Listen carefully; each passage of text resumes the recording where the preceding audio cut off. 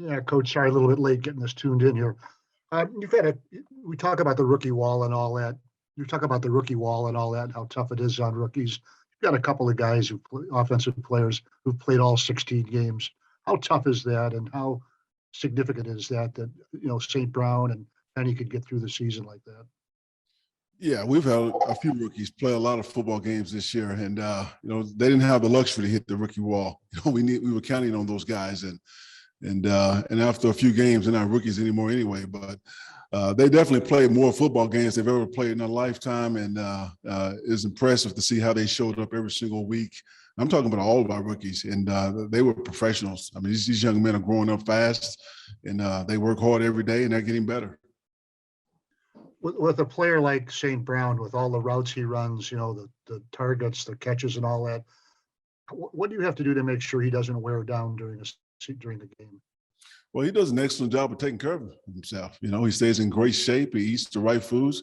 He gets plenty of sleep, and that's what it takes to do what you do in this league. And so I give him credit for that. That's just being a young professional. But we also look out for him. There's sometimes when we cut back on his reps. Weight strength and conditioning department, they do an excellent job of knowing when to turn it up, knowing when to ease off on these young men. So they lead us in that direction, but they've done a good job of that. So that's Mike Clark's business. Okay, great. Hey, thanks a lot. Mm-hmm. Dave? Hey, just to follow up on what Mike just asked, why has Amon-Ra not hit a rookie wall? I mean, he surged here at the end and playing his best football of the season, really.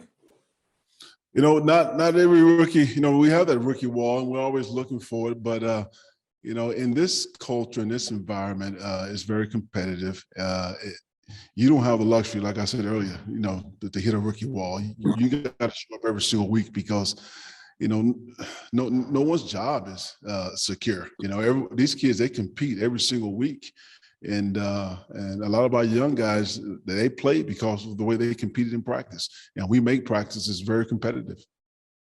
What do you tell him about the offseason? What do you sort of give him as the next step? What he has to work on in order to be the type of receiver, I guess, that he wants to be down the road.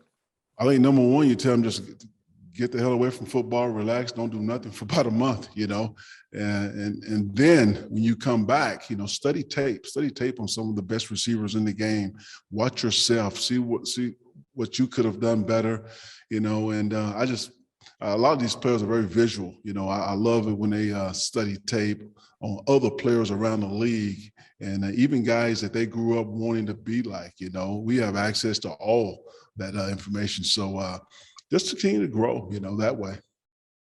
And then, I asked Dan this about Tim Boyle, but, it was easy to see the growth from game 1 to game 2. Maybe it wasn't quite as easy game 2 to game 3, the couple interceptions, and you guys obviously were in a bad situation. They're having to throw a lot, but what areas did you see him grow from the second to the third start, and just where do you, see his development overall, I guess? Just one of the things that Tim doesn't show up in the stat column. He makes everyone around him, better. His field vision, his second vision, as far as helping his teammates, making sure this is lined properly, he can fix things on the field. I saw him grow in that way. His arm talent, it's always been there. His accuracy was good at times. Yeah, he threw some interceptions, lack of experience. The more this young man played, the better he's going to get. We're fortunate to have him right now as our backup, because if something happens to Jared, we know this guy can step in and he can play. And yeah, he made some mistakes, but this is the type of player that learned from his mistakes, and he gets better.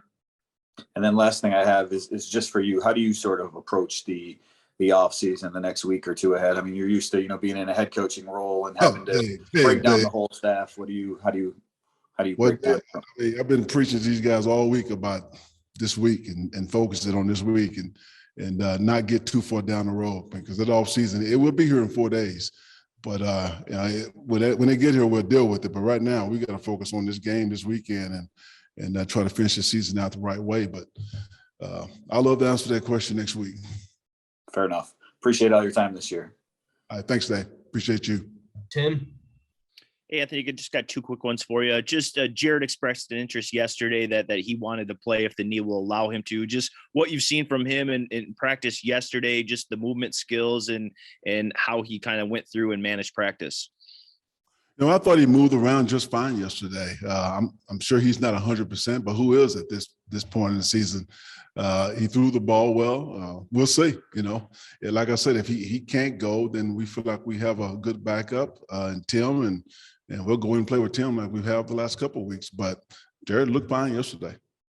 And then the expectation is the Packers, at least for some part of that game Sunday, are going to play their starters. Just Aaron Rodgers and that offense obviously gets a lot of attention, but what stands out to you about their defense and just the challenge that you have on that aspect Sunday?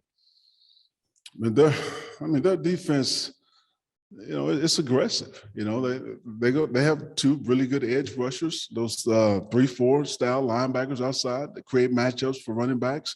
You have to put offensive linemen on those guys, and sometimes that puts you in one-on-ones up front. So, they'll come after you. They play tight coverage. They do a good job. But it doesn't really matter who they play. We got to go out and execute and play our game. Thanks, Anthony. Sure. All right. One more for Jeremy. Anthony, I want to talk about the offensive tackle situation. We talked to Matt Nelson yesterday. He said he's basically repping at all of the spots just in case they need him. What kind of challenge is it for you to game plan this week, not knowing if you're going to have your starting left or right tackle? Well, it's kind of been like that all season, if you ask me. So we're used to it. Our guys they've all had the next man up mentality. And, to see Skipper going in there today and work at the left tackle and right tackle and Parker go in and Will, we have confidence in those guys. They'll get the job done. But, we'll see. We still have a chance to get Panay and Deck back too. So we'll see. Do you have a current plan in place for, if Decker's out, if they're both out, if Sewell's out? Oh, absolutely. Absolutely. We're looking at it right now in practice. You don't care to share exactly what those plans are, do you? No, not necessarily.